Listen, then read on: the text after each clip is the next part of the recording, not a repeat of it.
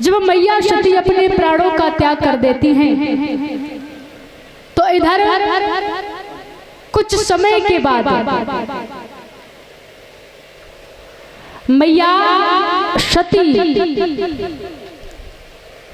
राजा हिमांचल के यहाँ मैया मैना के गर्भ से अवतार लेते हैं।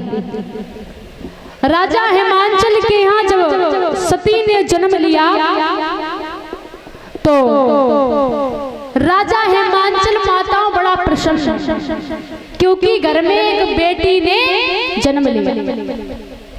अच्छा एक बात बताएं, आजकल यदि घर में परीक्षित जी बिटिया जन्म ले ले तो माता पिता को कष्ट तो थोड़ा कम होता है, लेकिन हमारी जो बूढ़ी बाड़ी माताओं को बड़ा कष्ट होता है। क्यों मैया है?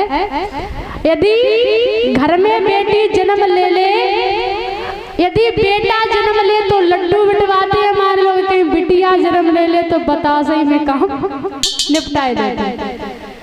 महाराज हिमांचल इतना ज्यादा प्रसन्न है कि बेटी ने जन्म लिया। एक बात समझ में नहीं आती दादा कि जो काम एक बेटा कर सकता है, जो काम एक बेटा कर सकता है वो एक काम उससे ज्यादा बेटी कर सकती है। क्योंकि हमने देखा है हमारी बेटियां जब विवाह होता नहीं है तब घर में भी काम करती बेचारी, और शादी के बाद जब अपने ससुराल में जाती हैं तो ससुराल में भी जाकर के मायके में फोन लगाती कि पिताजी दवाई टाइम से लेते रहना, भोजन कर लेना, इतनी ज्यादा चिंता होती। क्योंकि हमें बताया जाता है जिस घर में एक बेटी जन्म नहीं लेती है तो वो घर एक शमशान की तरह होता है।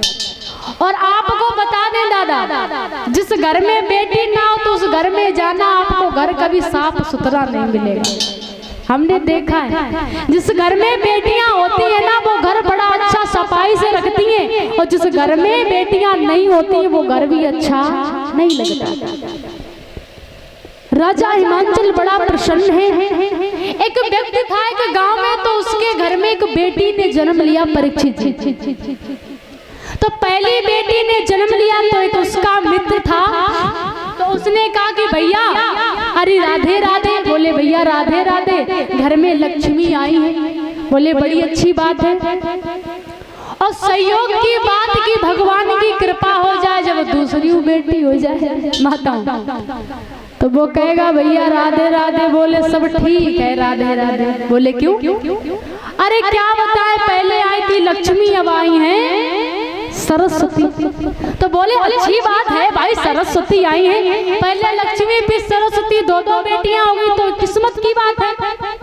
और परीक्षित जी को ज्यादा ही कृपा हो जाए और तीसरी बेटी आ जाए और कहो भैया राधे राधे। बोले भाड़ में जाए तुम्हारा राधे राधे।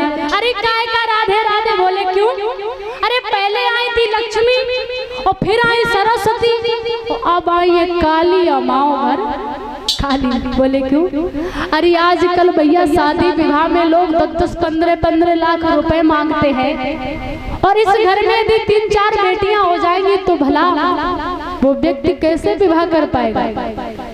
एक बात समझ में नहीं आती है कि दान देने वाला छोटा हो जाता है और दान लेने वाला अकड़ दिखाता है। एक पिता अपनी बेटी की जब विदाई करता है, विवाह करता है, तो वो झुककर रहता है, और शादी करने वाला अकड़ दिखाता है।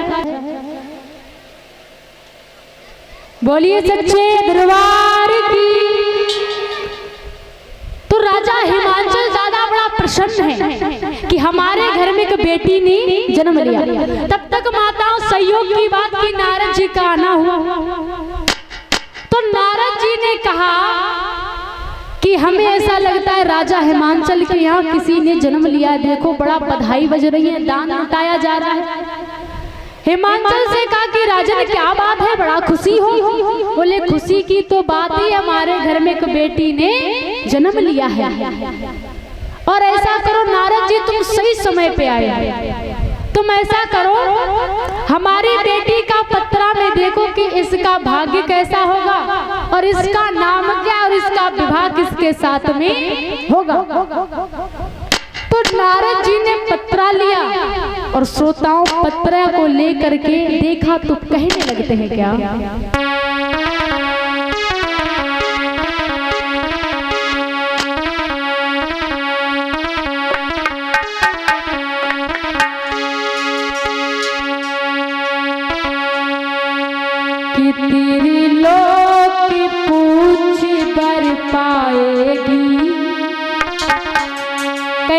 नारद जी की तुम्हारी बेटी बहुत ही सुंदर है। सुनो राजा,